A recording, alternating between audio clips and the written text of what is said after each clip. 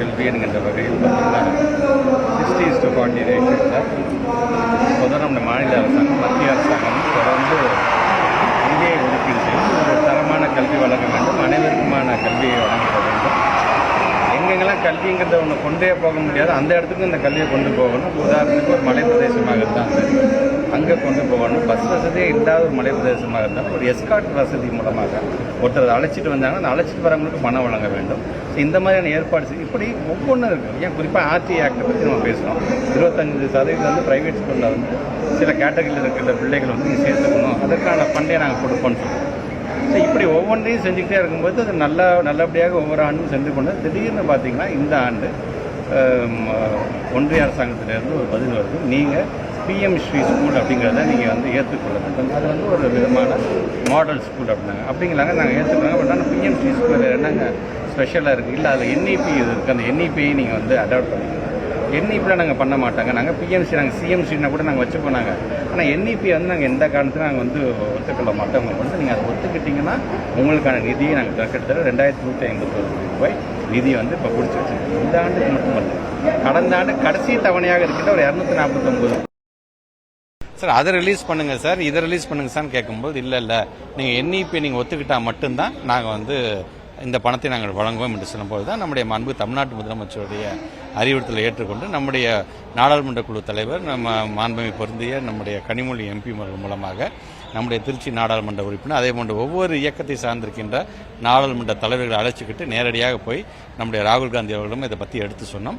நேரடியாக தர்மேந்திர பிரதான் மாண்புமிகு அமைச்சர் தர்மேந்திர பிரதான் அவரையும் சந்தித்து இந்த கருத்துக்களை எடுத்து சொல்லும் பொழுது அவரும் மீண்டும் இல்லை நீங்கள் என்இபியை ஒத்துக்கிட்டீங்கன்னா நான் தரேன். என்இபிக்கு சம்மந்தம் இல்லை சார், சமூக சிக்ஷாங்கிறது அதுக்கு முன்னாடி ஆரம்பிச்சது.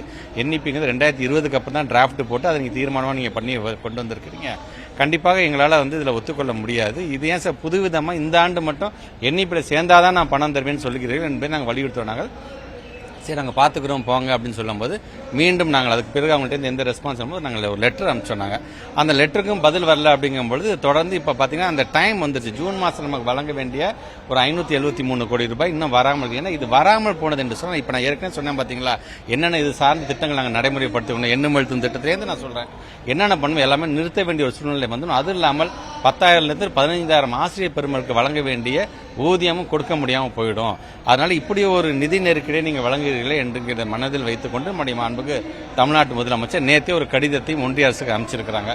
ஆனால் இப்போ வரைக்கும் அதுக்கான ஒரு நல்ல பதிலும் வராத ஒரு சூழ்நிலை இருந்து கொண்டு மீண்டும் ஏன் உங்கள் மூலமாகவே நான் ஒன்றிய அரசாங்கத்திடம் நான் வைக்க ஒரு பள்ளிக்கல்வித்துறை அமைச்சராக இதில் அரசியல் பார்க்கக்கூடிய இடம் கல்வி அல்ல. கல்வி என்பது கன்கரண்ட் லிஸ்ட், ஒத்திசைவுக்கான அர்த்தமே உங்களுக்கு தெரிய மாட்டேங்குது. அதனால தான் மாநில பட்டியல்கள் கொடுத்துருங்க அப்படின்னு நாங்கள் வந்து தொடர்ந்து நாங்கள் வலியுறுத்தி கொண்டிருக்கணும். இது எங்களுக்கான உரிமை என்று நாங்கள் தொடர்ந்து சொல்லிக் கொண்டு காரணம் இது ஒன்று தான்.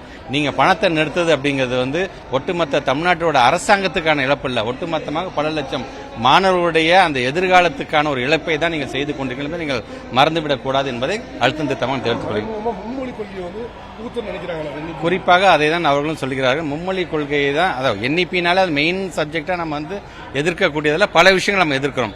அதில் இந்த மும்மொழி கொள்கையை கொண்டு வரது மூலம் மறைமுகமாக நீங்கள் சமஸ்கிருதத்தையும் இந்தியையும் எப்படி நுழைக்க வேண்டும் என்று தான் பார்க்கிறத தவிர தமிழ்நாட்டுக்கென்று ஒரு வரலாறு இருக்கின்றது. எப்படி ஒவ்வொரு திராவிட இயக்கங்கள் ஆட்சிக்கு வந்தது அதுக்கு முக்கிய காரணமாக அந்த மொழி பிரச்சனை எப்படி இருந்தது என்பதற்காகத்தான் நான் சொல்லுகிறேன். நீங்கள் மொழியில் கை வைத்தீர்கள் என்று சொன்னால் ஒட்டுமொத்தமாக தேன்கூட்டில் கை வைப்பதற்கு சமம்.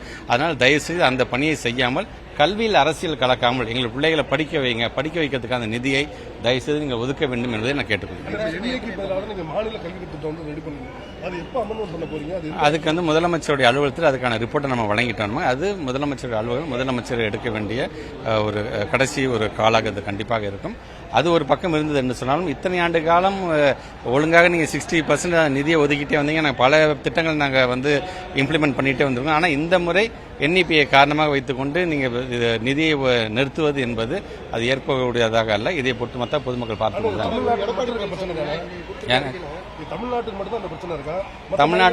தமிழ்நாட்டில் கிட்டத்தட்ட ஒரு 5 மாநிலங்கள் வந்து இது வந்து இதை ஒத்துக்கொள்ளவில்லை. எங்களுக்கு வந்து எங்களுடைய கொள்கையில் எங்களுடைய மொழிக் கொள்கையில் தயவுசெய்து நீங்கள் உள்ளே நுழையக்கூடாது, என்இபியை தயவுசெய்து உள்ளே புகுத்தக்கூடாது என்று 5 மாநிலங்களும் இதற்காக போராடி கொண்டு இது வந்து இந்தந்த மாநிலத்துக்கான பிரச்சனை இல்லை, இது ஒட்டுமொத்தமாக ஒரு மாநிலத்தோட உரிமை பிரச்சனை. அதை தான் நம்ம எப்போதுமே பார்த்தீங்கன்னா மாநில உரிமையினாலே நம்முடைய தமிழ்நாட்டிலிருந்து மட்டும்தான் குரல் எழும்புகிறது. அதை ஆமோதிக்கக்கூடிய விதத்தில் தான் இன்றைக்கு மற்ற மாநிலங்களும் நின்று கொண்டிருக்கிறது.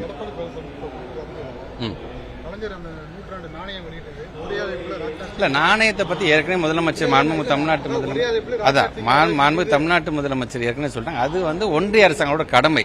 இப்படி ஒன்று வெளியிட போறவங்கன்னா அவன் அந்த கிரெடிட் எடுத்துக்கணுங்கிறதுக்காக தாங்க முந்தடிச்சுக்கிட்டு ஓடி வந்து அதுக்கானதை பண்றதுக்கான அந்த வேலையை தவிர இதையும் தயவுசெய்து முடிச்சு போடாதீங்க. திருப்பி சொல்றேன், கல்வியில இருந்து தயவுசெய்து அரசியலே புகுத்தாதீர்கள். இது வந்து இதை ஒரு நம்பர் 2 நம்பர் ஒரு கட்சி சார்ந்தது கிடையாது. ஒட்டுமொத்தமாக தமிழ்நாட்டுக்கு ஏன் மீடியா பீப்புளா இருக்கு, நம்ம வீட்டு பிள்ளைங்கள்லாம் இருக்கு, நம்ம அண்ணன் பிள்ளைங்க இருக்கு, தம்பி பிள்ளைங்க, எல்லா பிள்ளைங்களுடைய படிப்பும் பாதிக்கப்படுகிறது என்பதற்காகத்தான் கேட்கிறேன்.